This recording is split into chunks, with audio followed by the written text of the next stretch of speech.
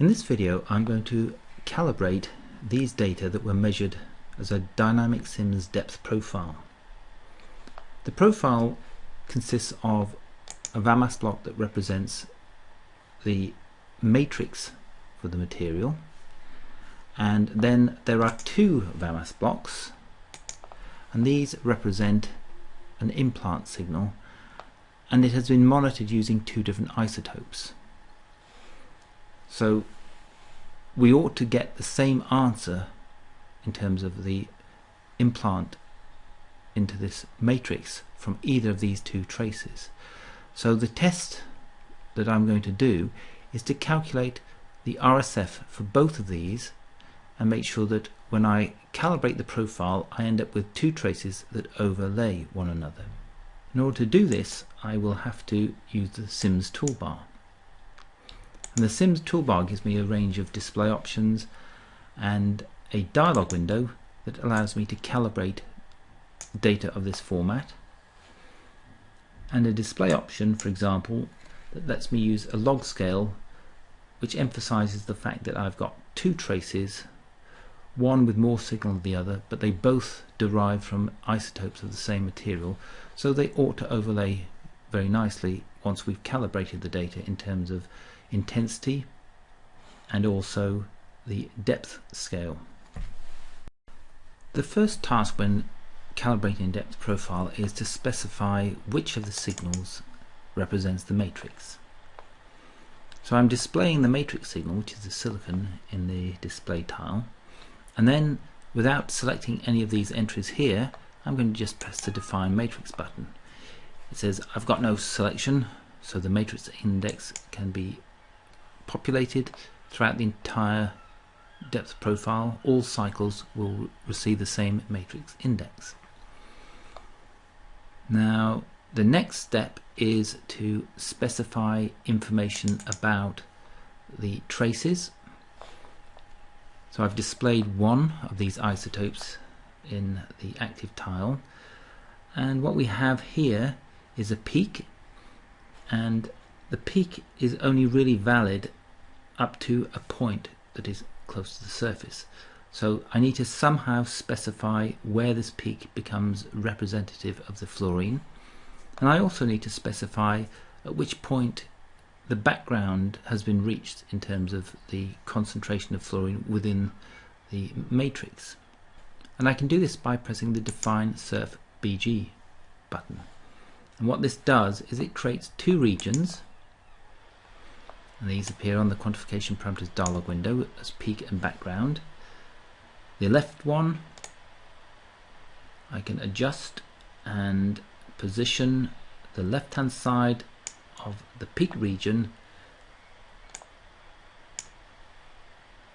so that it indicates the point at which signal is then representative of the fluorine. The other aspect of this peak region doesn't really matter at the moment, but the other region defines the background, and it does matter because we need to look at the signal above a background signal that is representative of the fluorine. So I've specified a peak and a background. This represents the background signal, which will be extrapolated backwards, and this represents the interface between contamination and the doped matrix. So that's one. Let's do the same operation for the other isotope. And again, bring up the quantification parameters dialog window, regions property page, and this allows me to adjust and set that part of the peak region that is representative of the fluorine. So look over here and just make a small adjustment to the background. So now I've got a background signal. Oops. We'll make a little bit of adjustment there. So I've now got a peak and a background defined for both of these implants. So let's now add information that's necessary for calculating from these data the relative sensitivity factors. So the dose I believe to be 2 times 10 to the 14, and the depth in nanometers I'm going to put as 1715 nanometers. So this is the crater depth, and when I compute the relative sensitivity factor based on this background, this surface, I must calculate the sputter rate first, because this is part of the calculation of the RSF, and then press the compute RSF, and we end up with a relative sensitivity factor and a sputter rate that we need to apply to this particular VAMAS block.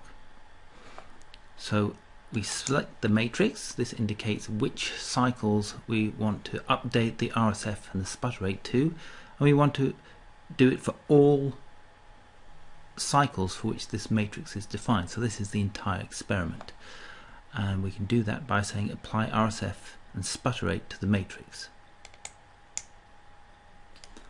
and there we have the RSF and the sputter rate.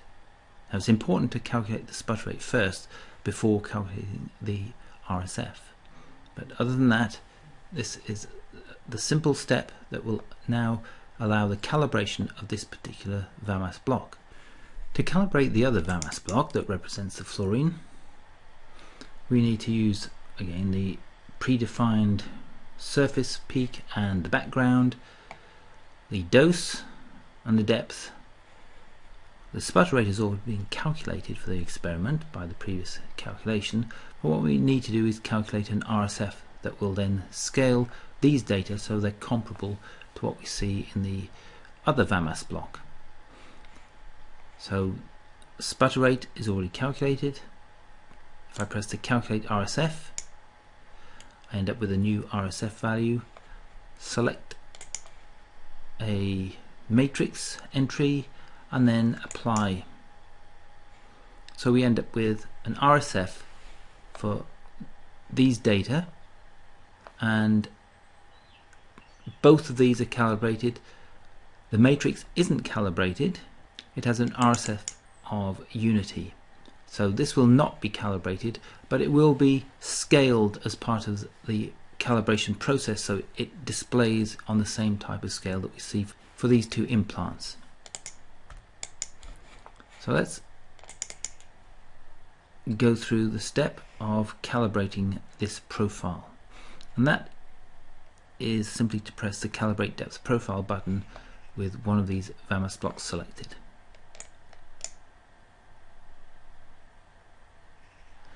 So a new file is created, and you can see now that we have a matrix signal, and this is just, as I said, scaled to allow it to appear on the same display as these two that are now calibrated in terms of atomic density and also the depth scale.